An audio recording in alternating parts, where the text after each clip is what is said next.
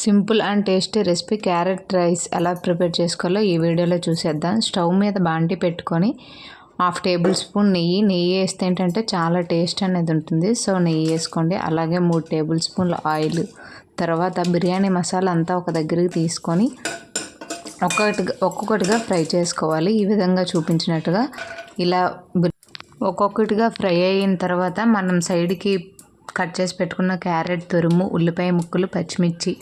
ఇప్పుడు ఏంటంటే ఫస్ట్ పచ్చిమిర్చి వేసుకొని బాగా ఫ్రై చేసుకోవాలి. పచ్చిమిర్చి బాగా వేగాక ఉల్లిపాయ ముక్కలు కూడా అందులో వేసుకొని అవి గోల్డెన్ కలర్ వచ్చినంత వరకు వాటిని కూడా మంచిగా ఫ్రై చేయాలి. స్మెల్ అనేది మనకు మంచిగా వస్తుంది కదా. సో అప్పుడు ఏంటంటే మనం ఏదైతే క్యారెట్ తురుము పక్కన పెట్టుకున్నామో ఆ క్యారెట్ తురుమును కూడా అందులో వేసుకోవాలి. క్యారెట్ తురుము 1 మినిట్ ఫ్రై చేశాక సాల్ట్, టేస్ట్కి సరిపడా సాల్ట్, కారం వేసుకొని వాటిని కూడా బాగా ఫ్రై చేయాలి. తర్వాత మన దగ్గర ఉండే మిరియాల పొడి, ధనియాల పొడి, జీలకర్ర పొడి, సాంబార్ మసాలా ఇవన్నీ వేసుకుంటే టేస్ట్ అంటే ఏంటంటే ఫ్లేవర్ అనేది చాలా బాగుంటుంది. సో ఇలా మీ దగ్గర ఉన్న బిర్యానీ మసాలా ఏమున్నా సరే యాడ్ చేసేసుకోవచ్చు, అది మీకు ఆప్షనల్.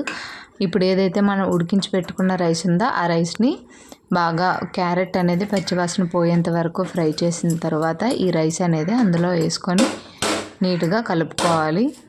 సో కలుపుకున్న తర్వాత ఏంటంటే టేస్ట్ కోసం కొత్తిమీర ఈవెన్గా స్ప్రెడ్ చేసుకొని సర్వ్ చేసుకోవడమే ready. Thanks for watching the video.